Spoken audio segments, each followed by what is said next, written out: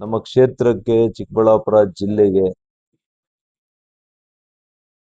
ಕೇಂದ್ರ ಸರ್ಕಾರದ ಅನುದಾನಗಳು ಏನ್ ತಂದಿದ್ದೀವಿ, ಏನ್ ಕಾರ್ಯಕ್ರಮಗಳನ್ನ ಮಾಡಿದ್ದೀವಿ ಅಂತ ಹೇಳಲಿಕ್ಕೆ ಈ ಸುದ್ದಿಗೋಷ್ಠಿಯನ್ನ ಇವತ್ತು ನಿಮಗೆ ಆಹ್ವಾನವನ್ನು ಮಾಡಿದ್ದೀವಿ. ಮೊದಲನೇ ಬಹಳ ದೊಡ್ಡ ಯೋಜನೆ ಬೆಂಗಳೂರಿನಿಂದ ಹೈದರಾಬಾದ್ಗೆ ಹೈದರಾಬಾದ್ ಕಾರಿಡೋರ್ ದೇವನಹಳ್ಳಿಯಿಂದ ಹಿಡಿದು ರಸ್ತೆಯಿಂದ ಹೈದರಾಬಾದ್ವರೆಗೂ ಕೂಡ ಒಟ್ಟು 10 ಲೇನ್ ಅಂದ್ರೆ 10 ದಶಪಥ ಯೋಜನೆಯನ್ನ ಮಾಡ್ತಾ ಇದ್ವಿ. ಆದರೆ ನಾನಿವತ್ತು ಹೇಳುವಂಥದ್ದು STRR ಇಂದ ನಮಗೆ 75 ಕಿಲೋಮೀಟರ್ ಇದೆ. 75 ಕಿಲೋಮೀಟರ್ ವಿಸ್ತೀರ್ಣ. ಇದಕ್ಕೆ ತಗುಲುವ ವೆಚ್ಚ ಎಷ್ಟು ಅಂದ್ರೆ ಈಗಾಗಲೇ DPR ಆಗಿದೆ.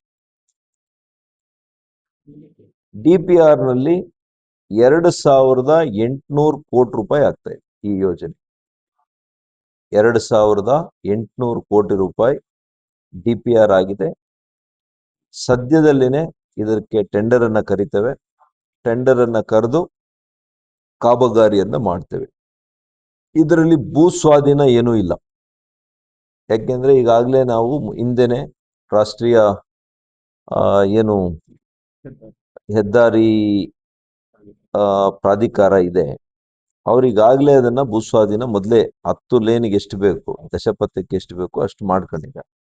ಹಾಗಾಗಿ ಹೊಸದಾಗಿ ಭೂಸ್ವಾಧೀನ ಮಾಡುವಂಥದ್ದು ಏನಿಲ್ಲ. ಇದು ಬಹಳ ಸುಲಭವಾಗಿ ಆಗ್ತದೆ, ಕನಿಷ್ಠ ಸಮಯದಲ್ಲೇ ಆಗ್ತದೆ. ಭೂಸ್ವಾಧೀನ ಇದ್ದಾಗ ಮಾತ್ರನೇ ಅದು ತಡ ಆಗುತ್ತೆ, ಕೋರ್ಟ್ಗೆ ಹೋಗ್ತಾರೆ, ಇವೆಲ್ಲ ಏನು ತೊಂದರೆ ಇಲ್ಲ. 2800 ಕೋಟಿ ರೂಪಾಯಿ ಇದು ಕಾಮಗಾರಿಗೆ DPR ತಯಾರಿಕೆಯಲ್ಲಿ ಒಂದು ಅಂದಾಜು ವೆಚ್ಚವನ್ನ ಮಾಡಿದ್ದಾರೆ.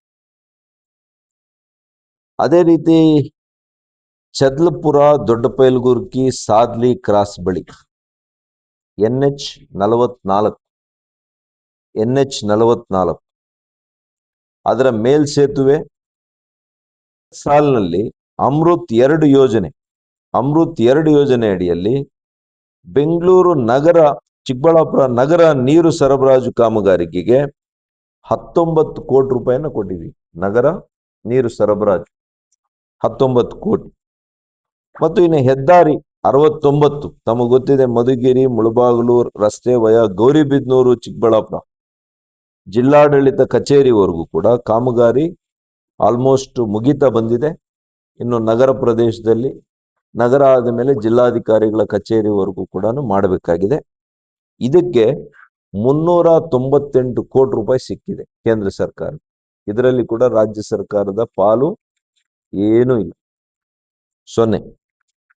1368 ರೈತರಿಗೆ 13,56,00,000 ಈ ಕ್ಷೇತ್ರದಲ್ಲಿ ಮಾತ್ರ ಕೊಟ್ಟಿದ್ದೀವಿ.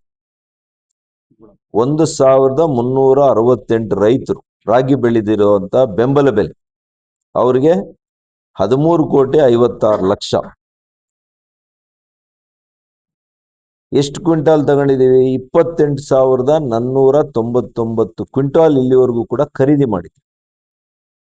ಮತ್ತು ಪರಿಶಿಷ್ಟ ವರ್ಗಗಳ ಇಲಾಖೆಯಿಂದ ಆದಿ ಆದರ್ಶ ಗ್ರಾಮ, ಎಲ್ಲಿ ಪರಿಶಿಷ್ಟ ಜಾತಿಯವರು ಹೆಚ್ಚಿಗೆ ಇದ್ದಾರೆ ಗ್ರಾಮಗಳಲ್ಲಿ, ಅಲ್ಲಿ ಸಂಪೂರ್ಣ ಅಭಿವೃದ್ಧಿ, ಆ ಗ್ರಾಮಗಳ ಅಭಿವೃದ್ಧಿ ಆಗ್ಲಿಕ್ಕೆ ಈಗ ನಮ್ಮ ತಾಲೂಕಲ್ಲಿ ಉದಾಹರಣೆಗೆ ಎಲೆಹಳ್ಳಿ, ಆವಲಹಳ್ಳಿ ಗ್ರಾಮಗಳನ್ನ ಆಯ್ಕೆ ಮಾಡಿದ್ದೀವಿ.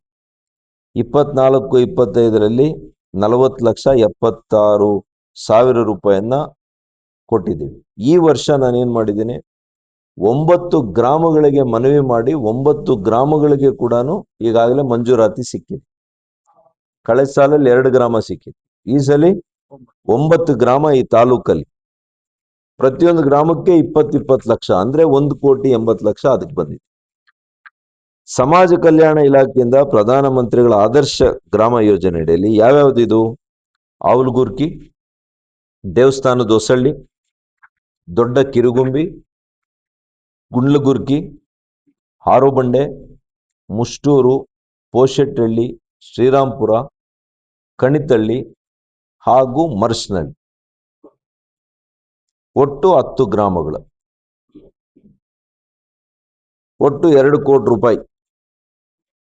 ಅದೇ ರೀತಿ ಪ್ರಧಾನಮಂತ್ರಿಗಳ ಕಿಸಾನ್ ಸಮ್ಮಾನ್ ನಿಧಿಯಲ್ಲಿ 16,369 ರೈತ ಕುಟುಂಬಗಳು ಈ ಕ್ಷೇತ್ರದಲ್ಲಿ 22 ಕಂತುಗಳು ಬಂದಿದೆ ಇಲ್ಲಿವರೆಗೂ ಕೂಡ. 80,43,00,000 ಅವರ ಅಕೌಂಟ್ಗಳಿಗೆ ನೇರವಾಗಿ ಪಾವತಿಯಾಗಿದೆ. ಮಂತ್ರಿಗಳ ಮುದ್ರಾ ಯೋಜನೆ ಇದು ಬಹಳ ಮುಖ್ಯವಾಗಿರ್ತಕ್ಕಂಥ ಯೋಜನೆ. ಅನೇಕರ ಮಧ್ಯಮ ವರ್ಗದವರ, ಬಲಹೀನ ವರ್ಗಗಳ, ಅಲ್ಪಸಂಖ್ಯಾತರ ಅವರ ವಹಿವಾಟಿಗೆ, ಅವರ ಆರ್ಥಿಕ ಚೈತನ್ಯಕ್ಕೆ, ಅವರನ್ನ ಆರ್ಥಿಕವಾಗಿ ಸಬಲರನ್ನ ಮಾಡಲಿಕ್ಕೆ ಈ ಯೋಜನೆಯನ್ನ ತಂದಿತ್ತು, ಮುದ್ರಾ ಯೋಜನೆ. ಇದರಲ್ಲಿ ಕಳೆದ 2 ವರ್ಷದಲ್ಲಿ 37,612 ಫಲಾನುಭವಿಗಳು ಈ ಜಿಲ್ಲೆಯಲ್ಲಿ ಇದರ ಪ್ರಯೋಜನ ಪಡ್ಕೊಂಡಿದ್ದಾರೆ. ಎಷ್ಟು ಕೋಟಿ ಸಾಲ ಮಂಜೂರಾಗಿದೆ? 531,65,00,000 ಮಂಜೂರಾಗಿದೆ. ಇದರ ಸಂಪೂರ್ಣ ಇವತ್ತು ಪ್ರಯೋಜನ ಪಡ್ಕೊಂಡಿರೋರ ಸಂಖ್ಯೆ ಎಷ್ಟು? 37,612.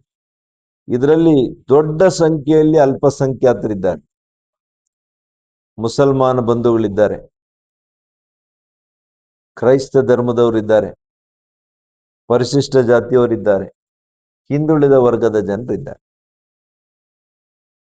ಆದರೆ ಕಾಂಗ್ರೆಸ್ ಸರ್ಕಾರ ಮಾತಾಡೋದು ಮೋದಿಯವರು, ಬಿಜೆಪಿ ಸರ್ಕಾರ ಅಲ್ಪಸಂಖ್ಯಾತರ ವಿರುದ್ಧ ಅಂತ. ಒಂದ್ಸಲಿ ಮುದ್ರಾ ಯೋಜನೆಯನ್ನ ತೆಗೆದುಕೊಂಡು ರಾಜ್ಯದಲ್ಲಿ ಎಷ್ಟು ಜನಕ್ಕೆ ಸಹಾಯ ಆಗಿದೆ ಅಂತ ನೋಡ್ಬಿಡಿ. ಅದೇ ರೀತಿ ಪ್ರಧಾನಮಂತ್ರಿಗಳ ವಿಶ್ವಕರ್ಮ ಯೋಜನೆ, ಪಾರಂಪರಿಕವಾಗಿ ಯಾವ ಕಸುಬನ್ನ, ಉಪಕಸುಬನ್ನ ಕಲ್ತಿರ್ತಾರೆ ಅಂಥವರಿಗೆ ಇವತ್ತು ಈ ಜಿಲ್ಲೆಯಲ್ಲಿ ಟ್ರೈನಿಂಗ್ ಕೊಡಿಸಿ, ಅದು ಕಾರ್ಪೆಂಟ್ರಿ ಇರ್ಬೋದು, ಅನೇಕ ಕಸುಬುಗಳಿವೆ, ಟೈಲರಿಂಗ್ ಇರ್ಬೋದು, ಮೇಸನ್ರಿ ಇರ್ಬೋದು, ಹೀಗೆ ಅನೇಕ 3,428 ಫಲಾನುಭವಿಗಳಿಗೆ ಟ್ರೈನಿಂಗ್ ಕೊಟ್ಟು ಅವರಿಗೆ ಸಾಲದ ಸೌಲಭ್ಯವನ್ನ ಮಾಡಿಕೊಟ್ಟಿದ್ದೀವಿ. ಒಟ್ಟು 25.44 ಕೋಟಿ, 25,44,00,000 ರೂಪಾಯಿ 3,428 ಫಲಾನುಭವಿಗಳಿಗೆ ಈ ಜಿಲ್ಲೆಯಲ್ಲಿ ವಿಶ್ವಕರ್ಮ ಯೋಜನೆಯಿಂದ ಉಪಯೋಗ ಆಗಿದೆ. ಮಾವು ಬೆಂಬಲ ಬೆಲೆ ಈಗಾಗಲೇ ನೋಡಿದ್ದೀರಿ. ಮೊನ್ನೆ ಎಲ್ಲ ತೋತಾಪುರಿ ಎಲ್ಲ ಮಾವು ಕೂಡ ಅದ್ರ ಬೆಲೆ ಎಲ್ಲ ಕಡಿಮೆ ಆಗೋಯ್ತು. ನಾನು ತಕ್ಷಣ ಬರೆದು, ನಮ್ಮ ಕೇಂದ್ರ ಸಚಿವರುಗಳು ಬರೆದು, ಅಂತಿಮವಾಗಿ ನಾವು ಇವತ್ತು ಮಾವು ಬೆಳೆಗೆ 6,90,00,000 ಬೆಲೆಯನ್ನ ಪಾವತಿಸುವಂತ ಕೆಲಸ ಮಾಡಿದ್ದೇವೆ. ಈಗಲೂ ಕೂಡ ಮತ್ತೆ ಅದಕ್ಕೆ ಆರ್ಥಿಕ ಸಹಕಾರವನ್ನ ಕೊಡುವಂತ ಕೆಲಸ ಕೂಡ ಮಾಡ್ತಾ ಇದ್ದೀವಿ.